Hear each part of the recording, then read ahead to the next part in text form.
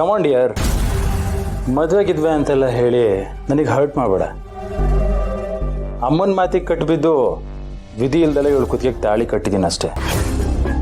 ಅಷ್ಟಕ್ಕೆ ಇವಳು ನಾನು ಹೆಂಡತಿ ಆಗ್ತಾಳ. ಮನೆ ಕೆಲಸ ಮಾಡೋದಕ್ಕೆ ಒಬ್ಳು ಬೇಕಿತ್ತು.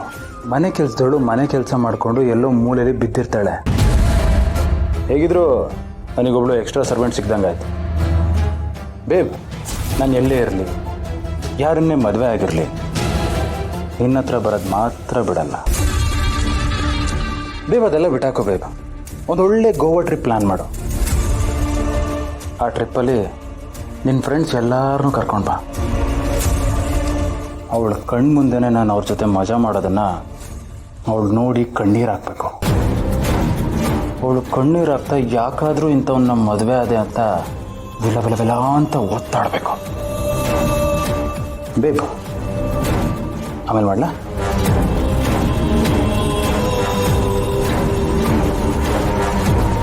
ಅಲ್ಲ ರೀ. ಏನು ರೀ? ರೀಗಿ ಅಂದ್ಬಿಟ್ರೆ ಕೊಂದಾಕ್ಬಿಡ್ತೀನಿ. ನೀವು ನನಗೆ ತಾಳಿ ಕಟ್ಟಿರೋ ಗಂಡ, ನೀವಿದನ್ನೆಲ್ಲ ನನಗೆ ಹೊಟ್ಟೆ ಉರ್ಸಕ್ ಮಾಡ್ತಿದ್ದೀರೋ ಅಥವಾ ನನಗೆ ನೋವಾಗಲಿ ಅಂತ ಮಾಡ್ತೀವ್ರೋ ನನಗೆ ಗೊತ್ತಿಲ್ಲ. ಆದರೆ ನೀವು ಹಿಂಗೆಲ್ಲ ಮಾಡೋದ್ರಿಂದ ಹಾಳಾಗೋದು ನಿಮ್ಮ ಹೆಸರು.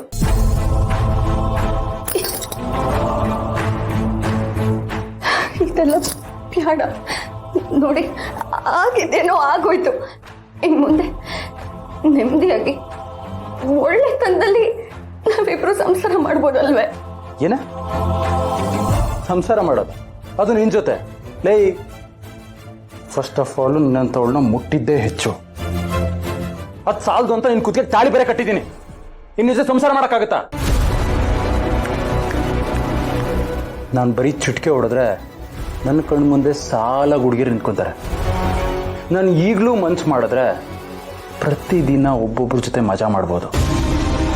ಅಂಥದ್ರಲ್ಲಿ ನಿನ್ನ ಜೊತೆ ಸಂಸಾರ ಅನ್ನೋ ಜಂಜಾಟದಲ್ಲಿ ದಿವಸ ನರಕ ಅನ್ಭವಿಸ್ಬೇಕಾ? ಸಂಸಾರ ಅನ್ನೋದು ನರಕ ಅಲ್ಲ, ಅದು ಸ್ವರ್ಗ. ಇವತ್ತು ನಿಮ್ದು ಯಾವ ದುಡ್ಡೈತೆ ಅಂತ ನಿಮ್ಮಿಂದ ಸಾವಿರಾರು ಹುಡುಗಿರ್ ಬರ್ಬೋದು. ಆದ್ರೆ ಒಂದಲ್ಲ ಒಂದಿನ ಅವ್ರು ಯಾರು ನಿಮ್ಮವರಲ್ಲ ಅನ್ನೋ ಸತ್ಯ ನಿಮಗೆ ಗೊತ್ತಾಯ್ತದೆ.